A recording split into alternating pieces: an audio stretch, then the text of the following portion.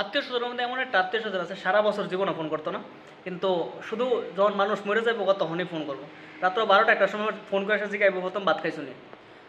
প্রথম কথা হচ্ছে যে সে রাতে 12টা একটার সময় কেডা ভাত খায়, সবাই খায় রয়েছে। আর হ্যার ফোন দেখলে সবাই বুঝে যে কোনো না কোনো দিক থেকে মারা গেছে। তো তারে একদিন ফোন করছে নিয়মিত, ফোন করার পরে তো আমি কইতেছি যে সে যেই খবরটা তুমি শুনাইছো এটা কও যে ভুল। আমার কইতেছে যে লাশ আমার সামনে, কত ইন্টারেস্ট সে ফোন করে। আর এটাও দেখা গেছে যে অন্য কেউ থেকে যদি তুমি আগে খবরটা শুনে নাও সে আফসোস করে। এই আত্মীয়র ফোন দেখলে আমি বাড়ির মানুষ গণন লাগে, ভাই 10 জন আসেনি বাড়িতে।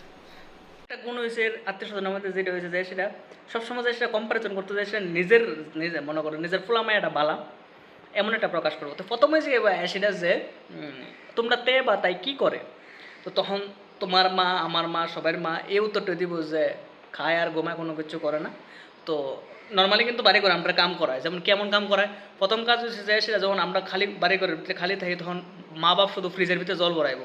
তোমার এমনও একটা টাইমে সেটা মনে হইব যে এত ফ্রিজের ভিতরে জল, রাজস্থানের উট টুট কি আমার বাড়িতে আইব নি। আরেক কথা হচ্ছে যে সেটা কোনো চুপচাপ বয়ে রয়েছো তুমি বা কোনোখানে ওই করে বয়ে রয়েছো, তোমার ডাক দেবো হয় এদিকে আর সে ডাকতেছে টিভিটা অন কর, টিভি কিন্তু অন হই, কোনো কিছু তো কর, এত আজারে বয়ে রয়েছিস।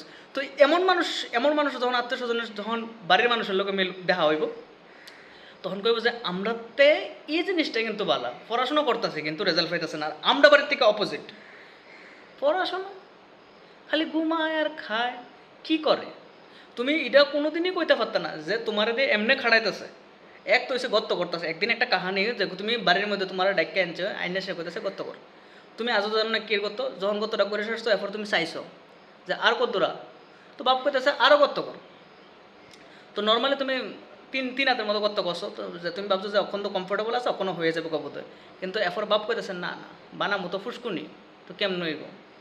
তুমি বুঝো যে তোমার কেমন মানে ওইটা হচ্ছে যে হাত পা চললে এরপরে তুই কাজ করতে পারবি। তো চিন্তা করো তারার চিন্তা ভাবনা কেমন হতে পারে। মানুষে এমনি যে টর্চার করতেছে, আমরার মতো মানুষটার তো সহ্য করার মতো না অবস্থা।